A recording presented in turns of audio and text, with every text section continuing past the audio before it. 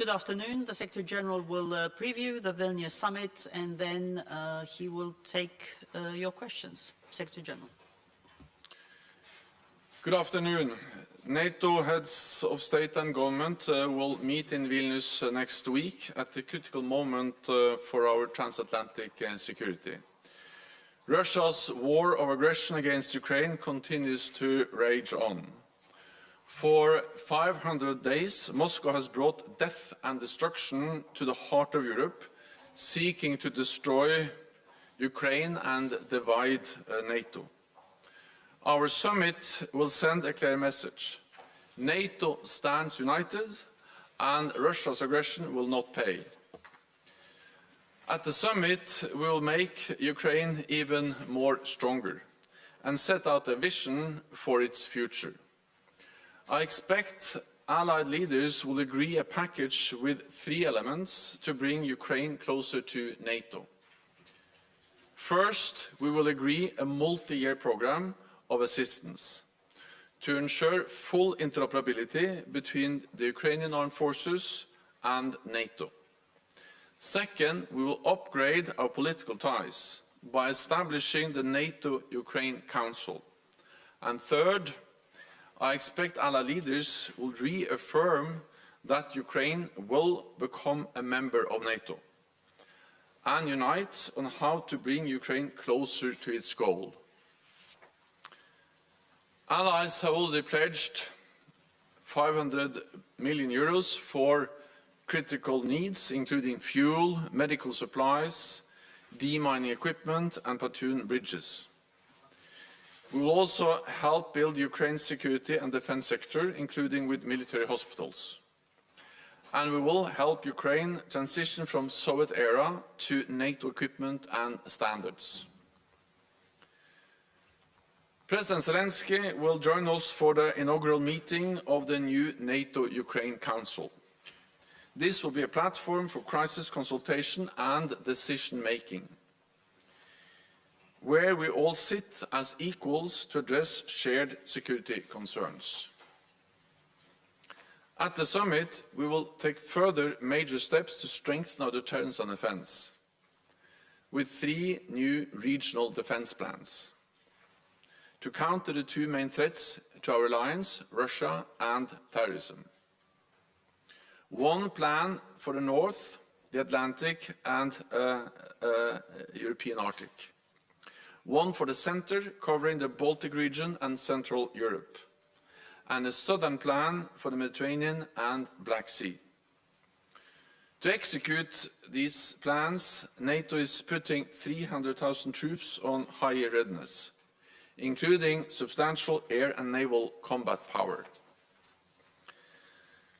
I expect leaders will endorse a defense production action plan to aggregate demand, boost capacity and increase interoperability. To do all of this, we need to invest more.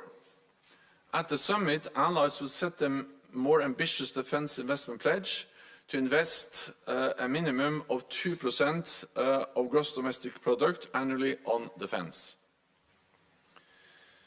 Today, we are releasing new defense spending estimates. In 2023, there will be a real increase of 8.3% across European allies and Canada. This is the biggest increase in decades, and the 9th consecutive year of increases in our defense spending.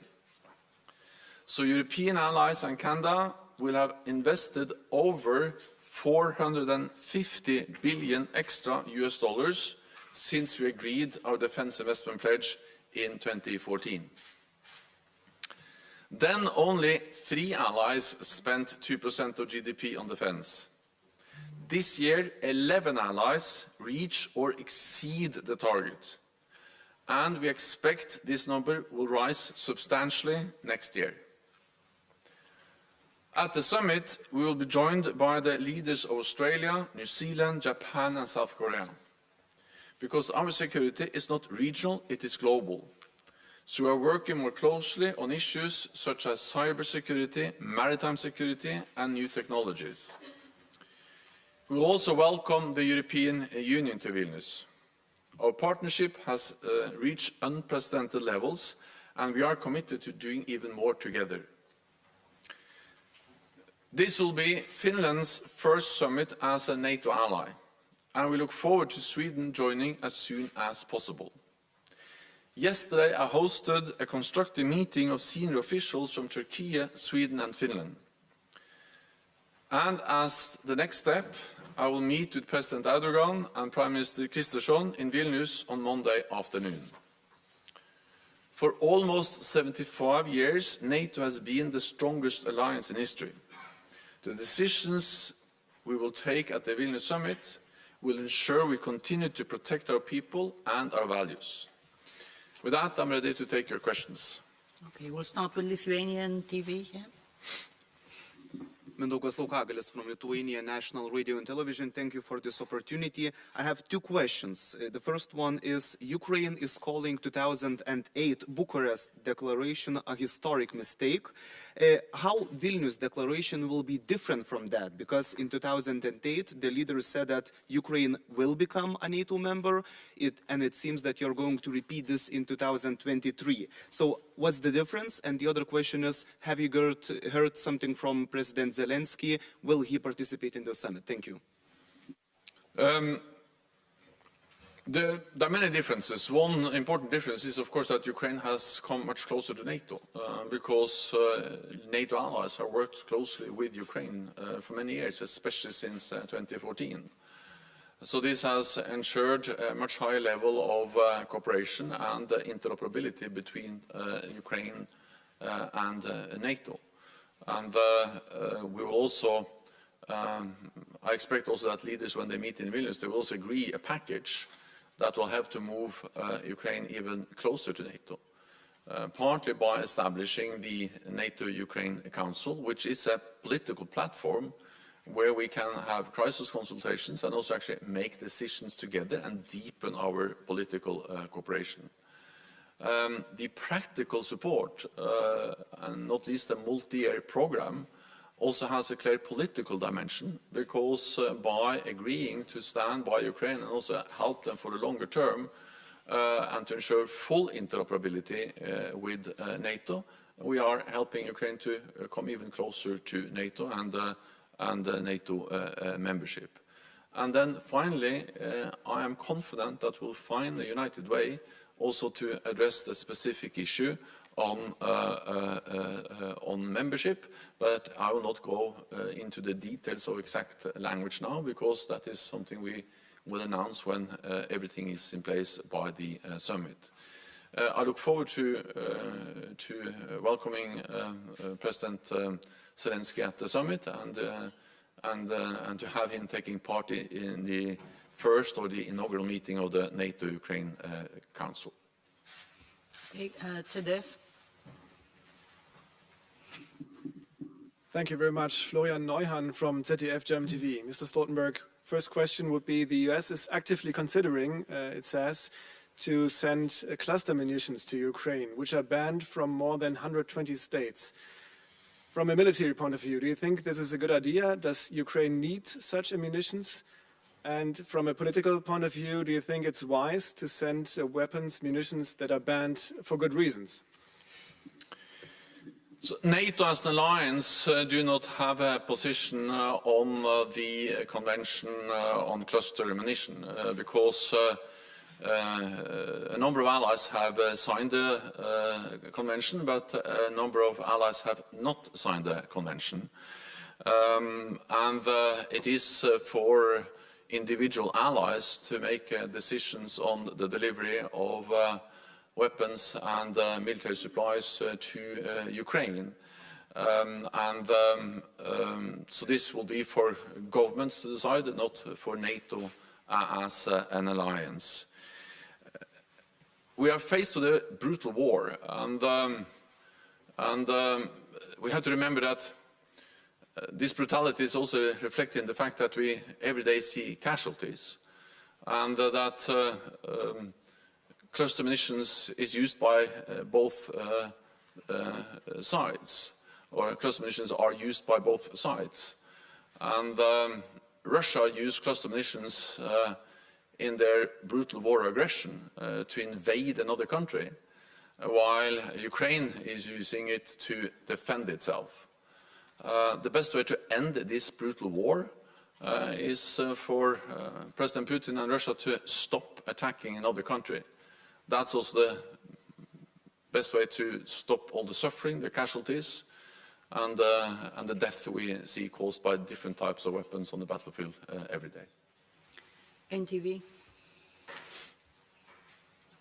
Yes, Secretary General Gül Solomon from NTV Turkey. The meeting of yesterday with regard to Sweden was rather a kind of icebreaker between the Turkish side and the Swedish side. You said that it was constructive. However, when we see the statement of the Turkish Minister for Foreign Affairs and his Swedish counterpart, there are still a gap.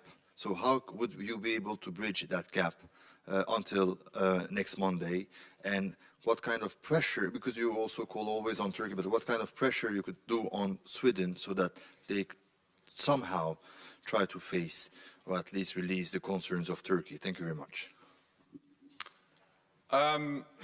For me, I think words like constructive and good is better than icebreaker, if I'm going to describe the meeting we had yesterday. It was a good meeting, it was a constructive meeting, and we made progress. And I'm confident that we'll continue to make progress, but there are still gaps to be bridged. And that's also the reason why I have invited President Erdogan and Prime Minister Kristersson to meet on Monday, also in a few days in Vilnius.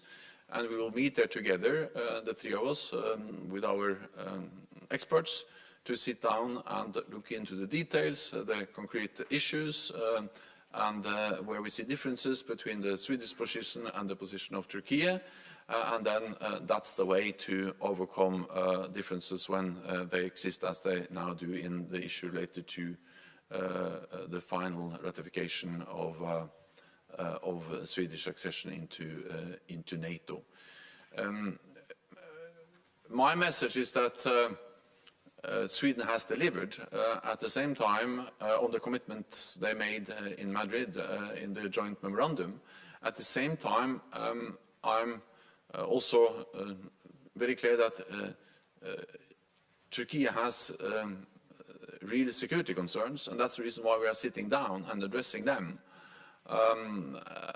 Because we also know that NATO allies have serious security concerns related to the fact that they want to have Sweden in as a full member as soon as possible, and that's not least the case for the Baltic countries that see the great advantage of having Sweden as a member. So I strongly believe it will be good for Sweden, it will be good for the Baltic region, the Nordic region, and it will be also good for the whole alliance, including Turkey, to have Sweden as a member as soon as possible.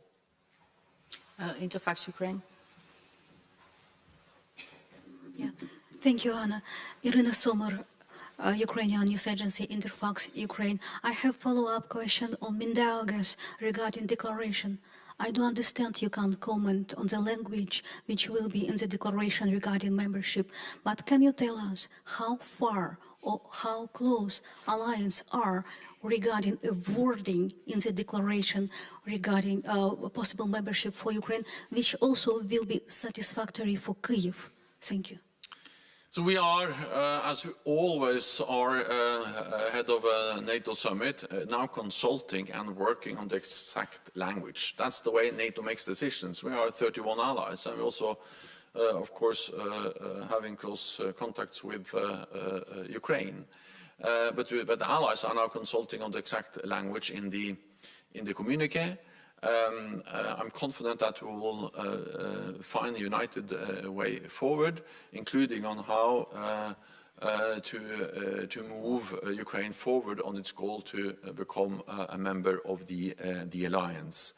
I also expect, as I said, that there will be decisions on concrete support, practical support, but that has a dimension also when it comes to the political aspects, because more interoperability, a multi-year program for interoperability between NATO forces and Ukrainian forces helps, of course, Ukraine to move towards NATO. and stronger political ties with the NATO-Ukraine Council is also a way to move Ukraine and NATO even closer. So the language, the exact wording will be made public when we have agreed and when the statement is endorsed by all the leaders next week. But I'm confident that we'll have a message which is clear, and also not only clear, but most of all that we have to remember that allies also agree already on a lot of important principles when it comes to Ukraine and membership. We agree that NATO's door is open. We agree that Ukraine will become a member, which is an important message. And then we agree that it's for the NATO allies and Ukraine to decide when the time is right, and not for Russia to have a veto. And then the most urgent task, and all allies agree on that, is that we will stand by Ukraine. We will provide support to Ukraine for as long as it takes, because unless Ukraine wins this war, there's no membership issue to be discussed at all. And that's the reason why allies are stepping up and providing donations, military support in an unprecedented way. Bloomberg.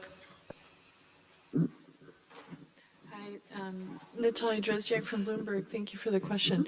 We continue to hear pleas from Ukraine for allies to send more artillery ammunition. Are you satisfied with what allies have sent and the state of their defense production? So NATO allies are sending and have sent unprecedented levels of ammunition, many different types of ammunition, and they are continuing to make new announcements, new donations, and all of this is coordinated in a very good way, and that's also the reason why the Ukrainians have been able to retake land in the north, in the east and the south, and now some weeks ago they were able to launch the offensive, and the offensive is moving forward. They are able to liberate land. Then, of course, there's a very high rate of consumption of ammunition in the military operations which are going on now. Thousands of shells every day. So there's an enormous need to resupply. And that's exactly what the allies are doing. They are resupplying constantly Ukraine with more ammunition, spare parts, maintenance for the different artillery systems, armored vehicles, battle tanks, air defenses, and so on. And that need will continue to be there, and therefore we need continued support and continued decision-making strength in the NATO allied countries to make further decisions on even more support. So that's I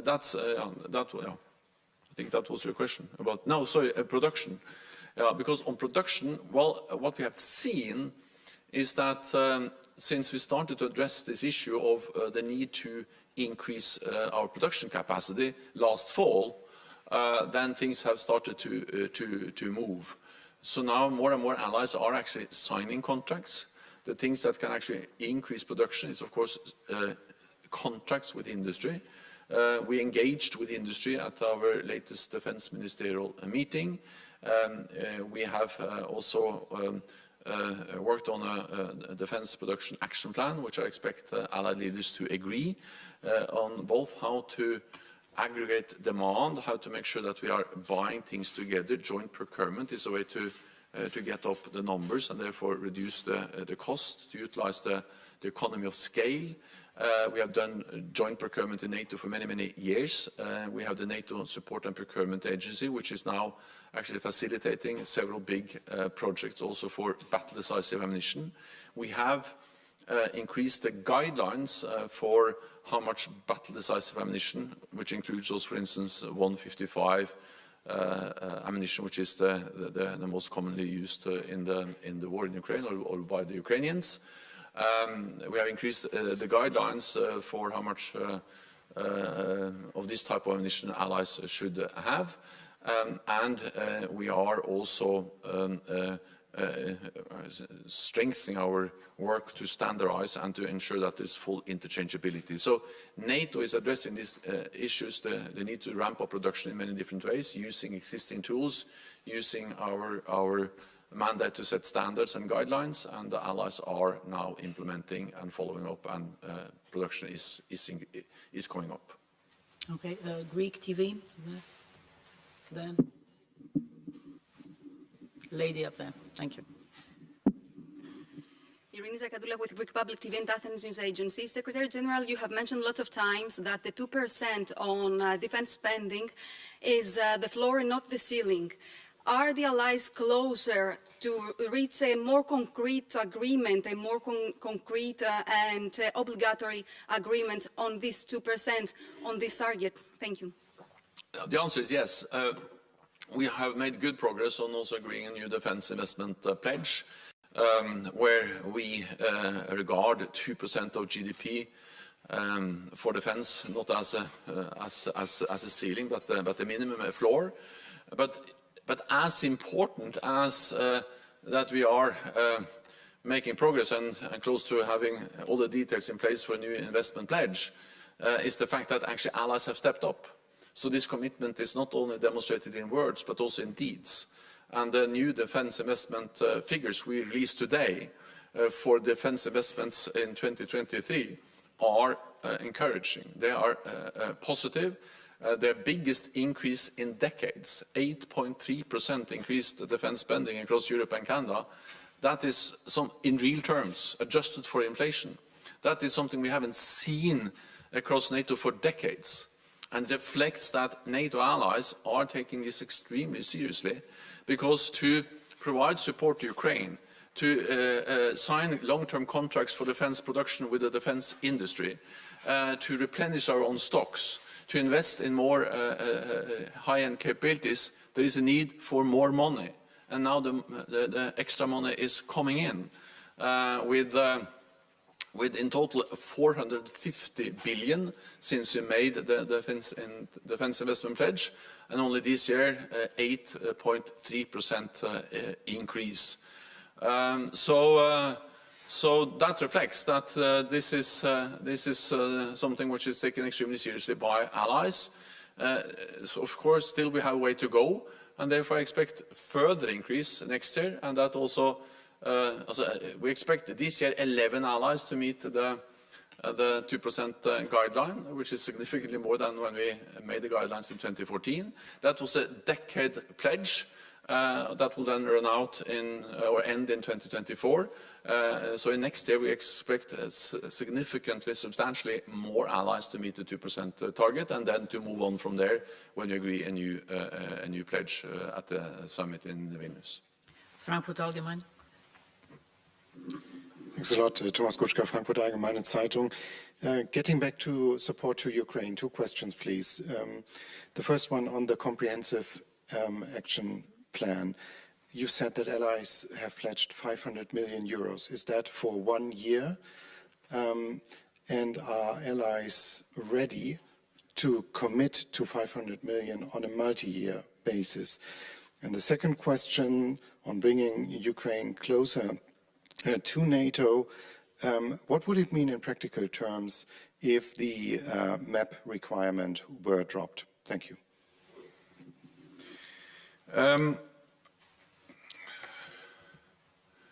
So we are now finalizing the text and the decisions on both these issues. So therefore, I'm a bit careful to go into the details. You will see all the details on both the questions you asked within a few days. And I think I will only make my task of leading the process and to ensure that we end on a strong and united position on these issues. More difficult if I now, at this press conference, went into the exact details of the language and the wording and the different alternatives which are now addressed. But I can say that I'm confident that when we finalize these consultations and have the decisions in place by the summit, we will see that there is a strong commitment from NATO allies to provide substantial, sustained economic support to Ukraine, both as NATO through the comprehensive assistance package for the different specific purposes like fuel and different types of equipment, but also for the multi-year program to ensure that Ukraine transition from Soviet era to NATO standards and the doctrines, the full interoperability.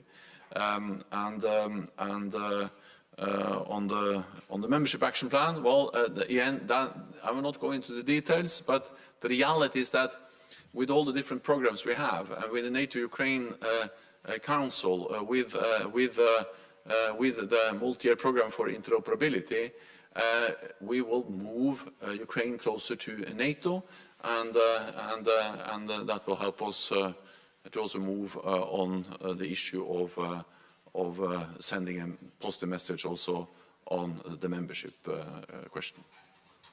Answer?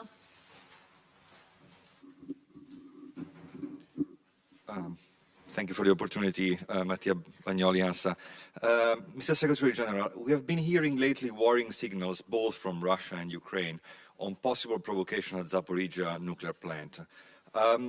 Would a Chernobyl-type accident with radioactive clouds impacting NATO country be considered a possible trigger for Article 5? Has that message been sent to Moscow? I think that, first of all, I think it is important to understand that wars are by nature dangerous and also unpredictable. And of course, we are monitoring and following very closely the situation also around Zaporizhzhia, and we welcome and the nuclear power plant there. We also strongly welcome the fact that the International Atomic Energy Agency is monitoring closely. They have their experts following the situation. This is important because the Zaporizhzhia power plant is Europe's largest nuclear power plant.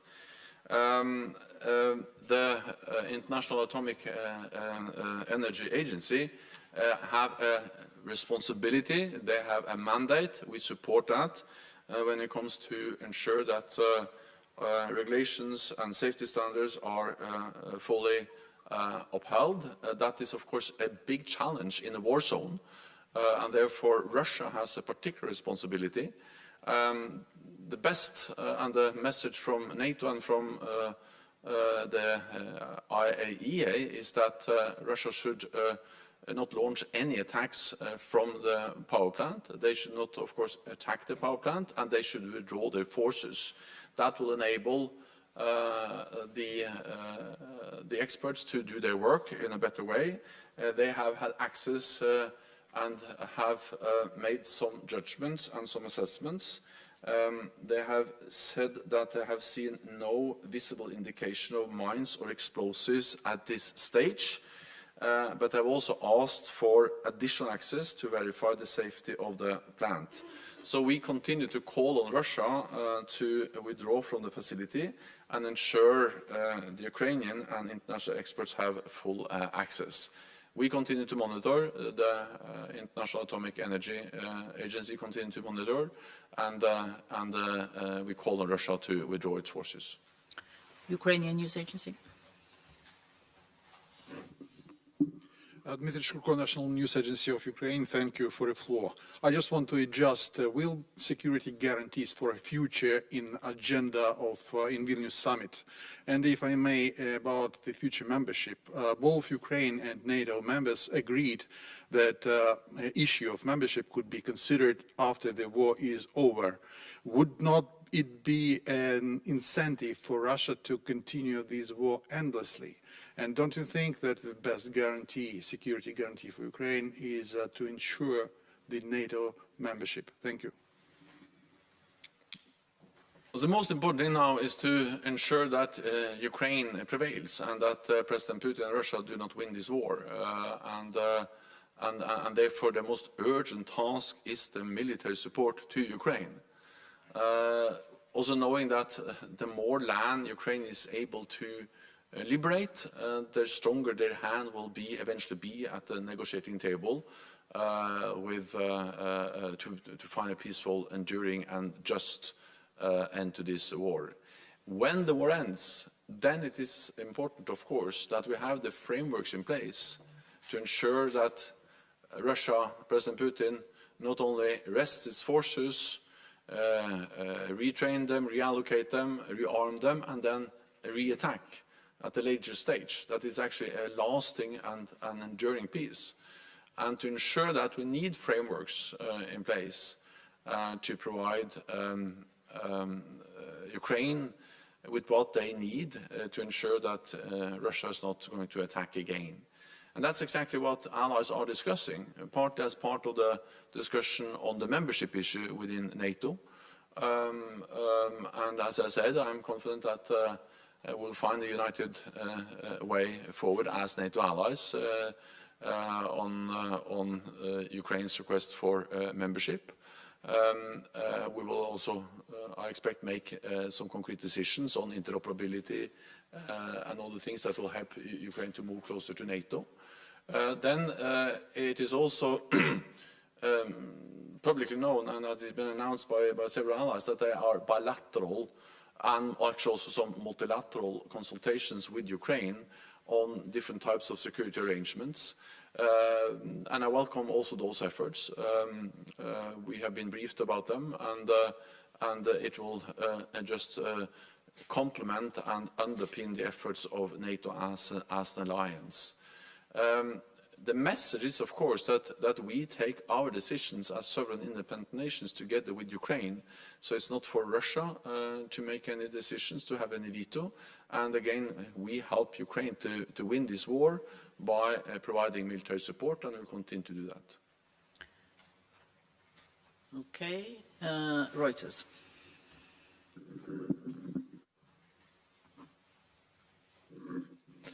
Andrew Gray from Reuters. Secretary General, could you tell us some more about the NATO-Ukraine Council and perhaps put it in concrete terms for an ordinary citizen who doesn't follow this stuff super closely? In particular, what kind of powers might it have? Would Ukraine be able to convene a meeting if it wants to do that? And could it be a forum for sharing intelligence, for example? The NATO-Ukraine Council will be a council which is then formed by the 31 NATO allies, hopefully soon 32 allies with Sweden, but now 31 NATO allies, and Ukraine. And we will be together in the council as equals, and we will agree what we call modalities on how often this council will meet. But I expect that we will agree modalities that also then ensures that individual members of the council, and that includes also, of course, Ukraine, can call a meeting to have what we call crisis consultations. That is, if they feel threatened in any way, and or they see any need for urgent consultations, then they can invoke this crisis consultation mechanism between the NATO allies and Ukraine as members of the council. Then the council can also make decisions, and it's fundamentally for the council to decide what decisions they can make. But this opens up for more practical joint activities. It opens also up for establishing subcommittees to address specific tasks, issues, be it cyber or be it, I don't know, interoperability, or that's up for to the council to decide. And for instance, agree a work program. So the whole idea is that by establishing it, we establish a body where we actually do things together, decide things together, consult together on issues that matter for our security. And that brings, again, Ukraine closer to NATO, and it provides Ukraine and all of us with a tool that we can use to do more together and strengthen the cooperation and the ties between Ukraine and all the NATO allies. So this will bring Ukraine closer to NATO. It will be good for Ukraine and good for NATO, and the inaugural meeting will be next week in Vilnius. Deutsche Welle. Sandra von Nahm, Deutsche Welle. Just a follow-up on the cluster bombs. Germany has already said that they are opposing sending cluster bombs to Ukraine. We understand that they could help Ukraine advance with their offensive.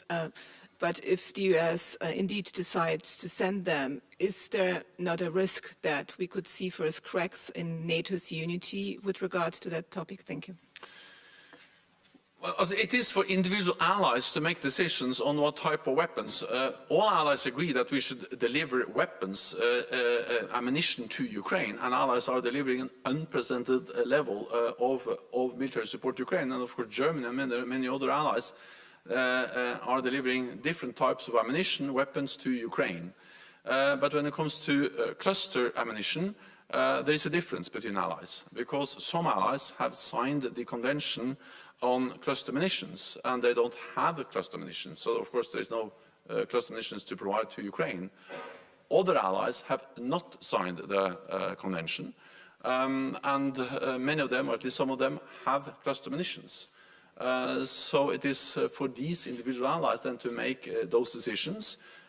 NATO as an alliance doesn't have a position on the convention, simply because there are different views among allies on the convention, and then also